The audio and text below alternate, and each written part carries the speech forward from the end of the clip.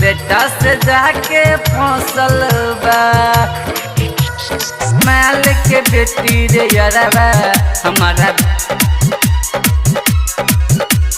कंचन इब्राहिमपुर बेटा से जाके फसल बा माल के बेटी रे यारबा हमारा बेटा से जाके फसल बा बेटा से जाके फसल बा माल के बेटी रे यारबा हमारा बेटा से जाके फसल बा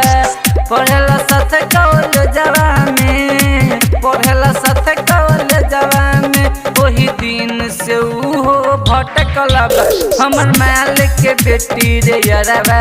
हमारा बेटा से जाके फसल बा बेटा से जाके फसल बा माल के बेटी रे यारबा हमारा बेटा से जाके फसल बा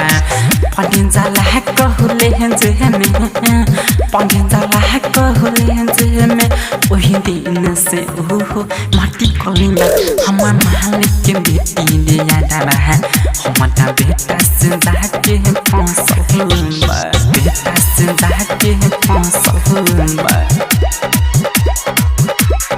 कंचन इब्राहिमपुर हमार माल के बेटी रे यारबा पुहुडान भइल साधा हमारो बेटा जे पुहुडा कह डहता हमारा सले के पैसा उहो भाई की पड़ा घहु महबता पुहुडान भइल साधा हमारो बेटा जे पुहुडा कह डहता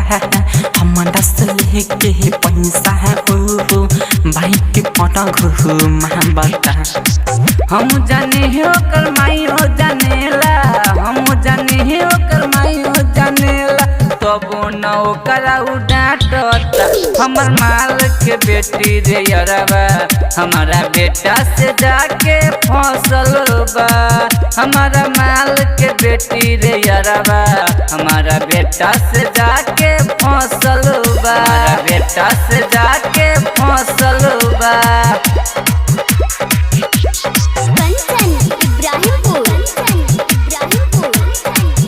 हमर माल के बेटी रे यारबा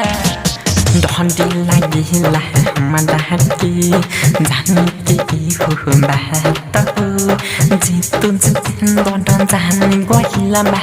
रचन सुना राज डंडी लागिला हमारा के जाने के हो बात जे तू जिंदन जाने गहिला बा रचन सुना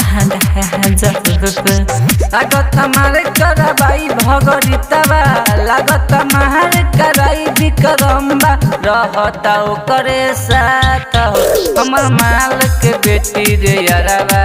हमारा बेटा से जाके फसल बा हमारा माल के बेटी रे यारबा हमारा बेटा से जाके फसल बा गॉड स्टार रिकॉर्डिंग स्टूडियो नारीताल सलाई नेपाल।